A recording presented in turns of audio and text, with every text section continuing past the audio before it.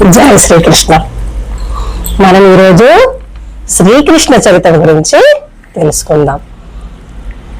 మరి పోయిన భాగంలో నలకుబేర మణిగ్రీవులు శాప విమోచనం చెందినారు కదా ఫ్రెండ్స్. ఒక 2 యమ అర్జున వృక్షాలుగా వారు కింద పడిపోవడం, వారికి మళ్ళీ తిరిగి దేవతా రూపాలు రావడం, శ్రీకృష్ణునికి కృతజ్ఞతలు చెప్పి వారు మాయమైపోవడం జరిగింది కదా ఫ్రెండ్స్. కానీ చక్రవేల నుంచి ఇంకా శ్రీకృష్ణుని విడుదల చేయలేదు అని కూడా మనం చెప్పుకున్నాం ఫ్రెండ్స్. అంటే చక్రవేల నుంచి తాళ్ళు విప్పలేదు అని మనం చెప్పుకున్నాం ఫ్రెండ్స్. ఈ యమార్జున వృక్షాలు ఎప్పుడైతే కింద పడిపోయినాయో ఆ సౌండ్ కి గబగబా ఇంట్లో ఉన్న నంద మహారాజు, యశోదమ్మ అందరూ కూడా గబగబా అక్కడికి వచ్చారు. అక్కడికి వచ్చేసి ఇంకా శ్రీకృష్ణుడు దానికి కట్టబడి ఉండడం, చెట్లు పడిపోయి ఉండడం చూసి ఇంత పెద్ద వృక్షాలు ఎలా పడ్డాయి అని చెప్పేసి అందరూ కూడా అనుమానంగా చూశారు. ఇంతలో నందమహారాజు గబగబా శ్రీకృష్ణుని దగ్గరికి వెళ్ళేసరికి ఆ రాతి రోలు చెట్ల మధ్యన ఇరుక్కుపోయి ఉందన్నమాట. అంటే ఆ రాతి రోలును గట్టిగా గుంజడం వల్ల ఆ 2 వృక్షాలు కింద పడిపోయాయి అని నందమహారాజుకి అర్థమైంది. అర్థమవడంతో చూడటం వల్లనే ఈ 2 వృక్షాలు కింద పడిపోయాయి అని చెప్పి అందరితో చెప్పడం జరిగింది. కానీ అక్కడున్న ఫ్రెండ్స్ మాత్రం ఈ వృక్షాలు కింద పడిపోవడం, వృక్షాలు కింద పడిపోగానే 2 వ్యక్తులు వచ్చారు, శ్రీకృష్ణునితో మాట్లాడారు అని చెప్పి కొంతమంది పిల్లలు చెప్పారు. కానీ దాన్ని కొందరు విశ్వసించారు, కొందరు అంతా ఉడిదే, వీళ్ళేం చూశారో వాళ్ళేం చెప్పారో అన్నట్టుగా లైట్ తీసుకున్నారు కొంతమంది. నందమహారాజు గబగబా తాళ్లను విప్పి బాబును ఎత్తుకున్నాడు. ఇంతలో గోపాజనులు వచ్చి బాబుని ఎత్తుకుని, అంటే శ్రీకృష్ణుని ఎత్తుకుని లోపలికి తీసుకుని వెళ్ళారు. ఇక ఎప్పుడైతే శ్రీకృష్ణునికి గండ వెనుక గండం వస్తుందో ఈ నందమహారాజుకి వాళ్ళ తమ్ముడు ఉపనందనుడు అనే ఒక అతను ఉన్నాడు, ఉపనందుడు.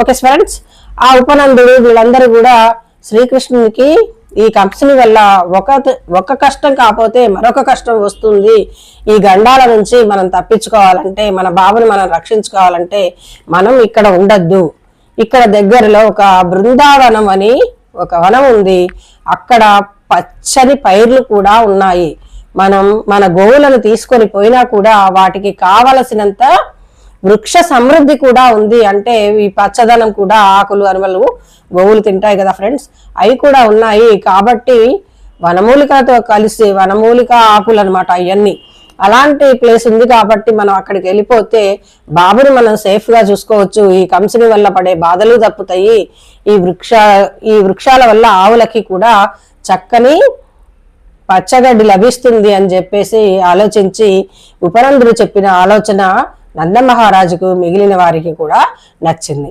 నచ్చడంతో వీరందరూ కూడా ఇమ్మీడియట్ గా, అంటే ఎమ్మటే బృందావనానికి అందరూ కూడా గోపాలుడితో సహా ఆవుల్ని తీసుకొని, ఆవు దూడలను తీసుకొని, ఆవుల్ని తీసుకొని వారి నగనట్ర వస్తు సంపదనంతా తీసుకొని బృందావనానికి బయలుదేరారు.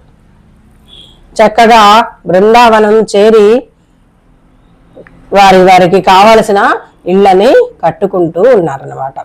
ఈలోపు మరి పచ్చగడ్డి కావాలి కదా, ఆవు దూడలు మార్నింగ్ నుంచి ఏం తినలేదు కదా, దాంతో పిల్ల సైన్యం అంతా కలిసి ఆవు దూడల్ని తీసుకొని బృందావనం దగ్గర ఉన్న పచ్చిగడ్డి తినిపించడం కోసం ఆ దూడలన్నిటిని తీసుకొని యమునా నది తీరానికి వెళతారు. ఓకే ఫ్రెండ్స్, ఆ యమునా నది తీరాన ఈ ఆవు దూడలన్నీ పచ్చిగడ్డ వేస్తూ పచ్చిగడ్డి తింటూ ఉండగా వత్సాసురుడు అనే రాక్షసుడు ఈ దూడలతో కలిసిపోయి ఈ యొక్క బలరామకృష్ణులను చంపడం కోసం దూడలలో కలిసిపోతాడు, దూడలాగా. దాంతో శ్రీకృష్ణుడు అది గమనిస్తాడు.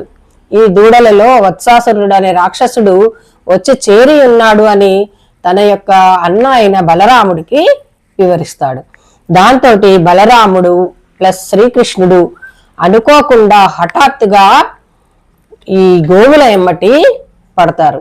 గోవు దూడ ఎమ్మటి పడి చక్కగా గట్టిగా పట్టుకుంటారు బలరామకృష్ణులు. శ్రీకృష్ణుడు ఎమ్మటే దూడ యొక్క 2 కాళ్లను, వెనుక భాగం యొక్క 2 కాళ్లను, తోకను పట్టుకొని గిరగిరా గిరగిరా తిప్పుతూ ఒక చెట్టు మీదకు విసిరేస్తాడు ఈ దూడను. ఈ దూడను విసిరేసరికి దూడ ప్రాణాలను కోల్పోయి చెట్టు మీద నుంచి కింద పడిపోతుంది ఆ దూడ.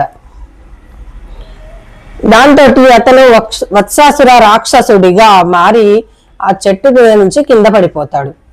ఆ వత్సాసుర రాక్షసుడు చనిపోగానే అక్కడ ఉన్న శ్రీకృష్ణుని స్నేహితులందరూ చూసి, మా శ్రీకృష్ణ మంచి పని చేసావు, భలే చేసావు అని చెప్పేసి అందరూ కూడా శ్రీకృష్ణుని మెచ్చుకుంటారు. భలే చేసావు అని శ్రీకృష్ణుని మెచ్చుకుంటారు. ఇంతలో దేవతలు కూడా ఈ వత్సాసుర రాక్షసుని చంపడంతో దేవతలకు కూడా సంతోషమయ్యి పుష్ప వర్షాన్ని శ్రీకృష్ణుని మీదికి కురిపియడం జరుగుతుంది. ఈ విధంగా బలరామకృష్ణులు సామాన్య మానవుని వలె ఈ బృందావనమున గోపాలుకులతో చిన్న పిల్లల్లాగా ఆడుకుంటూ వారి జీవితాన్ని గడపసాగారన్నమాట. ఓకే ఫ్రెండ్స్, ఈ విధంగా వత్సాసురుడు చనిపోయాడు. ఇలా ఉండగా మరో రోజు యమునా నది తీరానికి దూడలను నీళ్లు తాగించడం కోసం తీసుకెళ్తారు ఫ్రెండ్స్. అలా దూడలు నీళ్లు తాగుతూ ఉంటే ఈ శ్రీకృష్ణుడు, బలరామకృష్ణులు, గోపికలు, గోపాలురు వీరందరూ కూడా యమునా నది ఒడ్డున కూర్చొని ఉంటారు. ఇలా కూర్చొని ఉండగా కొద్ది దూరాన ఒక కొంగ కనిపిస్తుంది. అది చాలా తెల్లగా, దృఢంగా, పెద్దగా, మామూలు కొమ్ముగల కన్నా కూడా చాలా పెద్దగా ఉంటుందన్నమాట. అలా అంత పెద్ద కొంగని వీళ్ళు చూస్తూ ఉండగానే అక్కడ మాయమైపోయి ఇక్కడ ప్రత్యక్షమైపోతుంది అనమాట శ్రీకృష్ణుని ఎదురుగా. అయితే అదేంటంటే బకాసురుడు అనే రాక్షసుడు. అతను ఎవరంటే కంసుని యొక్క స్నేహితుడు. ఓకే ఫ్రెండ్స్, బకాసురుడు అనే రాక్షసుడు శ్రీకృష్ణుని చంపడం కోసం వచ్చాడనమాట. ఒకేసారి ఆ నీళ్లలోంచి అక్కడ మాయమైపోయి శ్రీకృష్ణుని వద్దకి ప్రత్యక్షమై ఎమ్మటే రెప్పపాటు కాలంలో శ్రీకృష్ణుని మింగేస్తాడు. ఎవరు? ఈ కొంగ మింగేసరికి ఆ యొక్క శ్రీకృష్ణుని యొక్క తాటికి మంట మండుతా ఉంటుంది అనమాట. గొంతులో మండి ఆ మంట తట్టుకోలేక ఆ కొంగ ఎమ్మటే శ్రీకృష్ణుని ఉమ్మేస్తుంది. ఉమ్మి వేయగానే శ్రీకృష్ణుడు సేఫ్ అయిపోతాడు. కానీ ఈ కొంగ ఏం చేస్తుంది, ఎలా అయినా కూడా శ్రీకృష్ణుని చంపాల్సిందే అని పట్టుబట్టి శ్రీకృష్ణుని ముక్కలుగా కట్ చేసి చంపేయాలని నిర్ణయించుకుంటుంది. అలా ముక్కలు చేయడం ప్రారంభించగానే శ్రీకృష్ణుడు ఏం చేస్తాడు, ఆ కొంగని మామూలు కొంగలాగానే దాన్ని దగ్గర తీసుకొని దాని యొక్క మూతిని పట్టుకొని ఇట్లా విరిచేసి 2 ముక్కలుగా చేసేస్తాడు కొంగ నోటిని. ఆ విధంగా కొంగని చంపేస్తాడు. ఇలా కొంగ చనిపోవడంతో దేవతలందరూ కూడా సువాసనాభరితమైన పుష్పవర్షాన్ని మరోసారి శ్రీకృష్ణుని మీదకి కురిపిస్తారు. ఇలా గండం మీద గండం ఇక్కడ కూడా గడిచేసరికి అమ్మయ్య అని అందరూ అనుకుంటారు. నందమహారాజు మాత్రం గర్భముని చెప్పిన విధంగా బాబుకి గండం మీద గండం వస్తున్నాయి, కానీ బాబు గండం గడిచిపోతుంది ఎలాగూ అని ఆ దేవదేవునికి కృతజ్ఞతలు చెబుతూ బాబును తీసుకొని ఇంట్లోకి వెళ్ళిపోతారు. ఓకే ఫ్రెండ్స్, ఈ రోజుతో వత్సాసుర బకాసురుల కథ ముగిసింది ఫ్రెండ్స్. వారిద్దరి నుంచి కూడా శ్రీకృష్ణుడు రక్షించుకున్నాడు తనను తాను అని మీ అందరికీ తెలియజేస్తున్నాను ఫ్రెండ్స్. ఈ కథను మరికొందరికి కూడా ఫార్వర్డ్ చేసి వాళ్ళు కూడా వినే విధంగా చెప్పండి ఫ్రెండ్స్. మరి లేడీస్ సీతమ్మవారు కష్టాలు పడ్డారు అని అంటారు కదా ఫ్రెండ్స్, కానీ శ్రీకృష్ణుడు కూడా ఇంతకన్నా ఎక్కువ కష్టాలు పడ్డాడని మనకి తెలుస్తుంది ఫ్రెండ్స్. ఎన్నో గండాలను గట్టెక్కినాకనే శ్రీకృష్ణుడు పెద్దవాడయ్యాడు ఫ్రెండ్స్. మనకు వచ్చే చిన్న చిన్న బాధల్ని చూసే అమ్మో నాకు ఇంత కష్టం వచ్చిందని మనం భావిస్తూ ఉంటాం. అమ్మో గండం వచ్చేస్తే, అన్నో గండం వచ్చింది, చచ్చి పుట్టారు రా దేవుడు అనుకుంటాం. కానీ ఇలాంటి ప్రమాదాలను ఎన్నిటినో తట్టుకొని శ్రీకృష్ణుడు పెద్దవాడయ్యాడు ఫ్రెండ్స్. మరి ఇలాంటి శ్రీకృష్ణుడి కథ మన పిల్లలకు మనం ఎంతైనా తెలియజేయాలి ఫ్రెండ్స్. అప్పుడే పిల్లలలో ఒక ధైర్యం అనేది వస్తుంటుంది ఫ్రెండ్స్. ఎన్ని కష్టాలు వచ్చినా ఎదుర్కొని బతకాలి అనే ధైర్యాన్ని వాళ్ళు నింపుకుంటారు ఫ్రెండ్స్. Thank you friends. ఈ కథలు మీకు నచ్చినట్టయితే, నేను మంచిగా చెప్పిందని మీరు అనుకుంటే, అర్థమైతే please like, share and subscribe. Thank you friends.